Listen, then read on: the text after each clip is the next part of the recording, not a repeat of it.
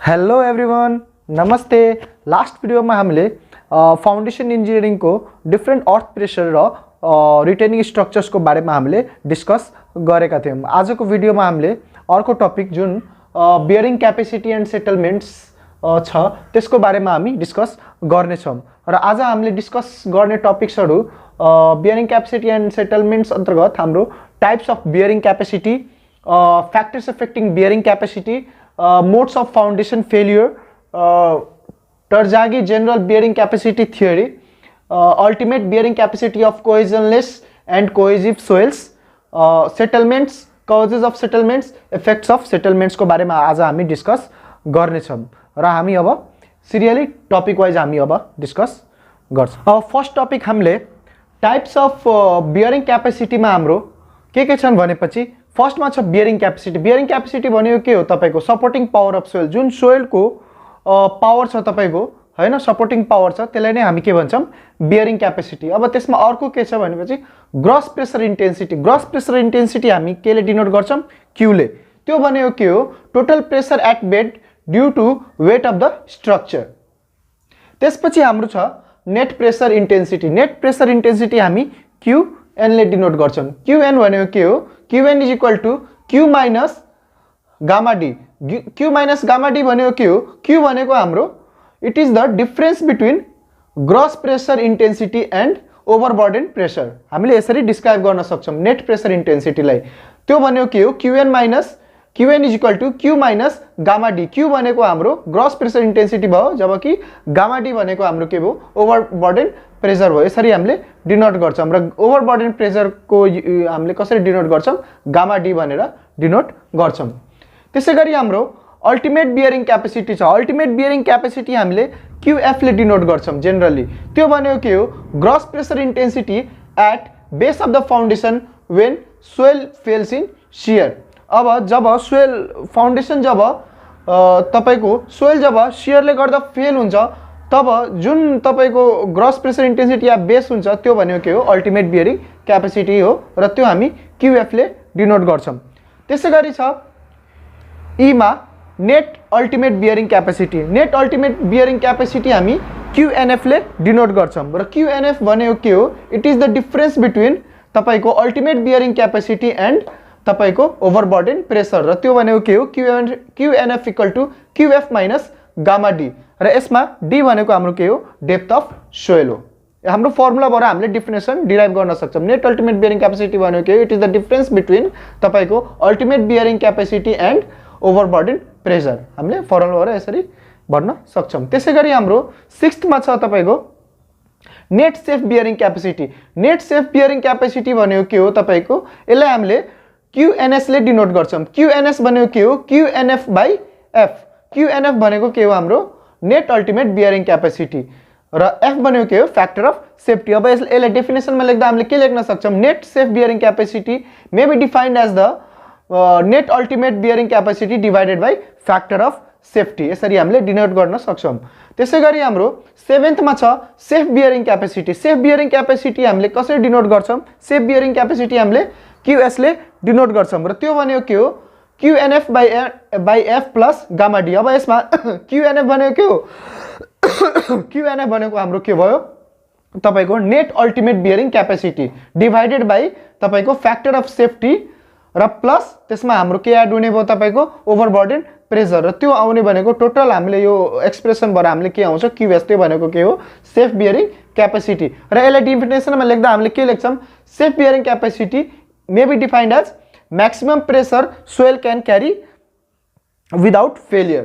हैन, जब कुनै पनि फेलियर हुँदैन तब जति प्रेशर सोइल क्यारी गर्न सक्छ त्यो भनेको के हाम्रो सेफ बियरिंग कैपेसिटी हो।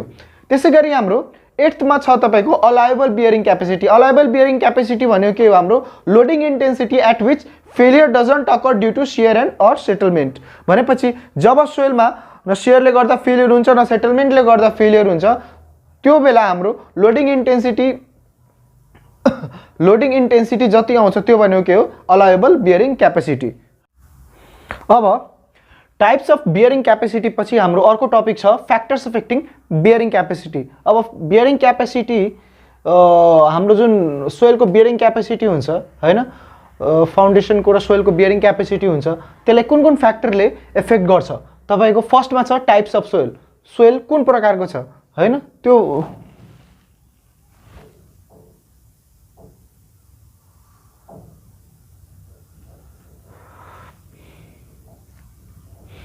अब तपाईको बियरिङ क्यापेसिटी पछि छ हाम्रो टाइप्स अफ बियरिङ छ हाम्रो फ्याक्टर्स इफेक्टिङ बियरिङ क्यापेसिटी अब फ्याक्टर्स इफेक्टिङ बियरिङ क्यापेसिटीमा हामीले सबभन्दा पहिला छ हाम्रो के टाइप्स अफ सोइल अब टाइप्स अफ सोइलले गर्दा पनि के गर्छ तपाईको बियरिङ क्यापेसिटी हाम्रो चेन्जेस हुन आउँछ किनभने अब टाइप्स अफ सोइलमा हाम्रो तपाईको कोर्स ग्रेडेड सोइल छ भने वा फाइन ग्रेडेड सोइल छ भने के हुन्छ तपाईको कोर्स ग्रेडेडमा तपाईको जहिले पनि के हुन्छ bearing capacity fine grade soil भन्दा तपाईको बढी हुन्छ त्यही भएर टाइप्स अफ सोइलले पनि के गर्छ तपाईको बियरिङ क्यापेसिटी इफेक्ट गर्छ त्यसैगरी हाम्रो सेकेन्डमा छ तपाईको physical features of foundation physical features भनेको हाम्रो जुन देखिने कुराहरू छ फिचर्स तपाईको size area depth of foundation हैन तिनीहरू भनेको के हाम्रो फिजिकल फिचर्स अफ फाउन्डेसन हो त्यसले गर्दा पनि हाम्रो के हुन्छ बियरिङ क्यापेसिटीमा चेन्जेस आउँछ त्यसैगरी हाम्रो the amount of total and differential settlement तपाईको जुन सेटलमेन्ट हुन्छ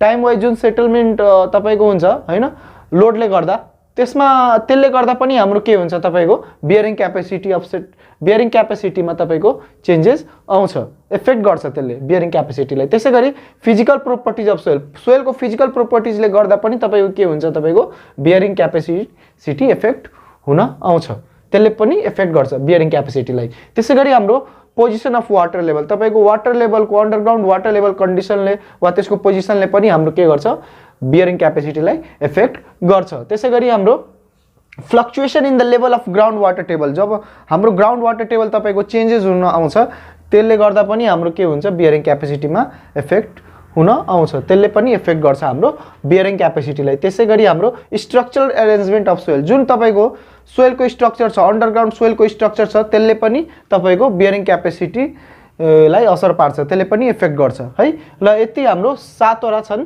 तपाईको फ्याक्टर्स इफेक्टिङ बियरिङ क्यापेसिटी यो सोध्यो भने हामीले पोइन्ट्समा र एक दुई लाइन हामीले डिस्क्राइब गर्यो भने यो लगभग सिद्धिन्छ फ्याक्टर्स इफेक्टिङ बियरिङ क्यापेसिटी ल अब अर्को टपिकमा जाउँ ल अब third topic of bearing capacity and सेटलमेन्टमा हाम्रो के छ भनेपछि मोड्स अफ फाउन्डेसन फेलियर अब यो मोड्स अफ फाउन्डेसन फेलियर भनेको के हो तपाईको फाउन्डेसन फेलियर कुन प्रकारको हुन्छ तपाईको कुन मोडमा हुन्छ हैन कसरी हुन्छ भनेपछि हाम्रो अकर्डिङ टु बेसिक 1993 भनेपछि बेसिकली 1993 मा हैन एउटा मोड्स अफ फाउन्डेसन फेलियरको बारेमा डिस्क्राइब गरेका थिए त्यो मोड्स हाम्रो 3 प्रकारको छ एउटा चाहिँ जेनरल शियर फेलियर अर्को चाहिँ तपाईको लोकल शियर फेलियर र तेस्रोमा हाम्रो के छ पंचिङ शियर फेलियर अब जेनरल शियर फेलियर भनेको के हो यो कस्तोमा हुन्छ भनेपछि occurs in stiff clay and dense sand भनेपछि जसको डेन्सिटी एकदम हाई छ हैन स्टिफ क्ले भनेको के हो डेन्सिटी एकदम हाई छ जुनको डेन्सिटी तपाईको 70% भन्दा धेरै छ त्यो त्यसमा तपाईको र डेन्स स्यान्ड छ त्यस्तोमा तपाईको यो जेनरल शियर फेलियर अकर हुन्छ र failure is accompanied by a considerable bulging of sheared mass of soil जब तपाईको bulging of sheared mass of soil हुन्छ हैन तपाईको त्यो केसमा तपाईको यो तपाईको जेनरल शियर फेलियर हुन्छ र यो हाम्रो फिगरमा यसरी हामीले डिनोट गर्न सक्छौं मोड्स अफ जेनरल शियर फेलियरमा हाम्रो कसरी हुन्छ भनेपछि यसरी हामीले भन्न सक्छौं र सेकेन्डमा हाम्रो छ तपाईको लोकल शियर फेलियर तपाईको कस्तो प्रकारको फेलियर हो भनेपछि यो यस्तोमा हुन्छ occurs in medium dense sand जुनको डेन्सिटी तपाईको रिलेटिभ डेन्सिटी 33% देखि 70% सम्म त्यसको जुन रिलेटिभ डेन्सिटी छ त्यसमा हाम्रो के हुन्छ लोकल शियर फेलियर हुन्छ र bulging of soil at surface begins when strain exceeds about 8% जब तपाईको स्ट्रेन 8% भन्दा एक्सिड हुन्छ र त्यो सोइलमा बल्गिङ अकर हुन्छ त्यस्तो केसमा हाम्रो लोकल शियर फेलियर हुन्छ त्यसको पनि फिगर हामीले यहाँ बनाएको छौं र तपाईको थर्डमा हाम्रो छ पंचिङ शियर फेलियर भनेको के हो occurs in loose sand or soft clay भनेपछि जुनको डेन्सिटी हाम्रो 33 to 35% भन्दा कम छ त्यस्तो केसमा हाम्रो के हुन्छ पंचिङ शियर फेलियर हुन्छ र त्यो तपाईको रिलेटिभ डेन्सिटी तपाईको लेस देन 35% हुन्छ यो लूज स्यान्ड र सफ्ट क्लेमा हुन्छ र तपाईको the failure is accompanied by vertical shear around the perimeter of footing जब त्यसको फुटिङको पेरिमिटर वरिपरि तपाईको भर्टिकल शियरले गर्दा के हुन्छ तपाईको फेलियर हुन्छ र त्यस्तो केसमा हाम्रो के हुन्छ पंचिङ शियर फेलियर हुन्छ र यो तीन प्रकारको हाम्रो के हो modes of foundation failure according to Vesic 1993 हो यो हामीले यसरी डिस्क्राइब गर्न सक्छौं एक्जाममा आयो भने ल अब अर्को टपिकमा लागौं अब हाम्रो अर्को टपिक छ तपाईको same bearing capacity of settlement अन्तर्गत हाम्रो अर्को टपिक छ तपाईको टर्जागिज जनरल बियरिङ क्यापेसिटी थ्योरी अब टर्जागी जनरल बियरिङ क्यापेसिटी थ्योरीमा हाम्रो यसमा पनि फेलियर कन्डिसन डिस्क्राइब गरेको छ जुन तपाईको टर्जागिज एनालाइसिस भएर तपाईको आएको छ यो के हो भनेपछि general bearing capacity theory in 1993 for strip foundation तपाईको स्ट्रिप फाउन्डेसनको लागि यसले के गर्यो तपाईको जनरल बियरिङ क्यापेसिटी दियो कुन वर्षमा तपाईको 1993 एडी मा टर्जागीले एनालाइसिस गर्यो त्यसपछि यसको के हो considered a continuous footing of width B footing हाम्रो विड्थ तपाईको बी र तपाईको डेप्थ डी मा डेप्थ डी तपाईको बिलो द ग्राउन्ड सर्फेस तपाईको विड्थ बी र डेप्थ डी भएको फुटिङ यसले के गर्यो कन्सिडर गर्यो र यो हाम्रो फिगर यसरी छ हाम्रो फेलियर एनालाइसिस तपाईको यसरी हाम्रो देखाएको छ टर्जागिजमा अब यसले के गर्छ तपाईको general shear failure by Terzaghi analysis for strip footing यसले मेनली तपाईको स्ट्रिप फुटिङको लागि तपाईको के गर्यो जनरल शियर फेलियर तपाईको एनालाइसिस गर्यो यसले टर्जागिजले 1993 मा त्यो कुन एजम्पसनमा बेस्ड छ भनेपछि तपाईको the soil is homogeneous isotropic and columns law of shear strength is valid तपाईको सोइल के छ होमोजेनियस हुनु पर्यो आइसोट्रोपिक हुनु पर्यो र त्यसले के गर्नु पर्यो columns law of shear strength त्यसले के गर्नु पर्यो त्यसको ल भ्यालिड हुनु पर्यो त्यो सोइलमा त्यसैगरी सेकेन्डमा के छ भनेपछि तपाईको the footing is continuous and has rough base त्यसैगरी थर्डमा failure zone doesn't exceed above the base of the foundation तपाईको फेलियर जोन डजन्ट एक्सटेन्ड तपाईको फेलियर जोन तपाईको के गर्छ बेस अफ फाउन्डेसन भन्दा एक्सटेन्ड हुनु भएन त्यसैगरी shear strength of soil above the base of the foundation is neglected यसमा के हुन्छ यो एनालाइसिसमा हाम्रो shear strength of soil above the base of the foundation भन्दा तपाईको माथिको शियर स्ट्रेन्थ के हुन्छ तपाईको नेग्लेक्ट गर्नु पर्ने हुन्छ यसमा त्यसैगरी the soil above the base of the foundation is replaced by surcharge तपाईको the soil above the base of the foundation is replaced by surcharge अब यो सोइल जुन तपाईको बेस अफ द फाउन्डेसन भन्दा माथिको छ त्यसले त्यो केले तपाईको रिप्लेस हुनु पर्यो सरचार्जले रिप्लेस हुनु पर्यो त्यसैगरी principal of superposition holds good र यसमा प्रिन्सिपल अफ सुपरपोजिसन तपाईको के हुन्छ त्यो ल यसमा भ्यालिड हुनु पर्छ त्यो ल यसमा होल्ड्स गुड सुपरपोजिसनको प्रिन्सिपल यसमा तपाईको भ्यालिड हुनु पर्छ र यसरी हामीले बियरिङ क्यापेसिटीको तपाईको टर्जागी एनालाइसिस तपाईको general shear failure condition for strip footing यसले एनालाइसिस गर्यो ल अब अर्को टपिकमा जाउँ अब हाम्रो अर्को टपिक छ तपाईको settlement and causes of settlement अब सेटलमेन्ट भनेको के हो it is the vertical displacement of foundation of the structure from original level to lower level it may be uniform or non uniform जब हाम्रो भर्टिकल जुन displacement हुन्छ कुनै पनि बिल्डिङको भर्टिकल डिस्प्लेसमेन्ट जुन हुन्छ त्यो भनेको के हो सेटलमेन्ट हो र त्यो सेटलमेन्ट तपाईको युनिफर्म पनि हुन सक्छ र नन युनिफर्म पनि हुन सक्छ कजेस अफ सेटलमेन्ट र मेन कजेस अफ सेटलमेन्टहरु के हुन् भनेपछि एक नम्बरमा तपाईको कम्प्रेसिबल सोइल जुन सोइल तपाईको कम्प्रेस हुन सक्छ लोडिङले गर्दा त्यसले गर्दा पनि हुन्छ तपाईको र त्यसपछि के हुन्छ तपाईको low bearing capacity of the soil low bearing जब सोइलको बियरिङ क्यापेसिटी कम छ त्यो बेला के हुन्छ तपाईको लोडले गर्दा पनि तपाईको सेटलमेन्ट हुन्छ र तपाईको अर्को के छ तपाईको नन युनिफर्म स्ट्रक्चर जब तपाईको स्ट्रक्चर यदि नन युनिफर्म छ त्यो बेला पनि हाम्रो के हुन्छ तपाईको सेटलमेन्ट हुन सक्छ र तपाईको non uniform distribution of pressure in soil due to unequal loading र तपाईको अनइक्वल लोडिङले गर्दा पनि तपाईको के हुन्छ तपाईको र तपाईको के हुन्छ प्रेशर नन युनिफर्मली डिस्ट्रिब्युट हुन्छ सोइलमा र त्यसले गर्दा पनि के हुन्छ तपाईको सेटलमेन्ट हुन्छ अर्को तपाईको non homogeneous sub soil condition beneath the structure जब तपाईको स्ट्रक्चरको तर जुन तपाईको सोइल छ जुन तपाईको सबसोइल छ त्यो यदि नन होमोजेनियस छ त्यसले गर्दा पनि के हुन्छ तपाईको सेटलमेन्ट हुन्छ र effect of ground water table तपाईको ग्राउन्ड वाटर टेबलले गर्दा पनि के हुन्छ तपाईको सेटलमेन्ट हुन्छ र नेचर अफ सोइल लास्टमा हाम्रो नेचर अफ सोइलको नेचरले गर्दा पनि के हुन्छ सेटलमेन्ट हुन्छ यति हाम्रो के हो कजेस अफ सेटलमेन्ट हो अब अर्को टपिकमा लागौं तपाईको बियरिङ क्यापेसिटी अफ सेटलमेन्टमा हाम्रो लास्ट टपिक के छ भनेपछि remedial measures to settlement. Remedial measures to settlement भनेपछि के बुझ्नु पर्यो हामीले, तपाईको सेटलमेन्ट नहुन दिनको लागि कुनै पनि बिल्डिङमा हामीले के रेमेडियल मेजर्स लिन सक्छौं भनेपछि प्रिकसन के लिन सक्छौं। फर्स्टमा हाम्रो छ increasing the bearing capacity of the soil. अब बियरिङ क्यापेसिटी अफ सोइल हामीले इन्क्रिज गर्न जरुरी हुन्छ, त्यसको लागि त्यसको डिफरेन्ट मेथडहरु छ है। त्यसैगरी लोअरिङ द ग्राउन्ड वाटर टेबल, हामीले के गर्नु पर्यो, ग्राउन्ड वाटर टेबललाई हामीले के गर्नु पर्यो, त्यसको हामीले लोअर गर्नु पर्यो ग्राउन्ड वाटर टेबललाई है।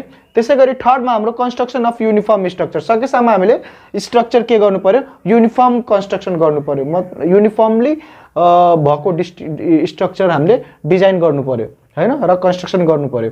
त्यसैगरी फोर्थमा छ हाम्रो soil improvements before construction. Different method छ सोइल इम्प्रुभ हुनको लागि हैन, त्यो हामीले फलो गर्नु पर्यो बिफोर कन्स्ट्रक्सन हैन।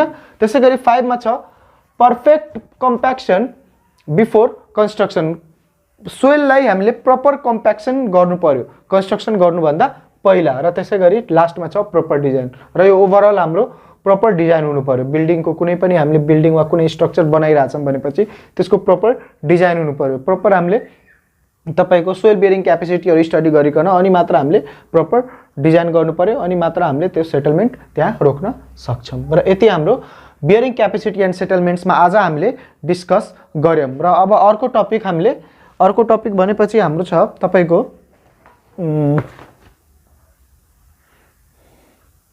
Types of foundation and their suitability in context of Nepal. यो टपिक हामीले अर्को भिडियोमा डिस्कस गर्नेछौं। र आज हामीले बियरिङ क्यापेसिटी एन्ड सेटलमेन्टको बारेमा धेरै कुरा आज हामीले डिस्कस गर्यौं। र यति भन्दै म आजको लागि बिदा हुन्छु। धन्यवाद, नमस्कार।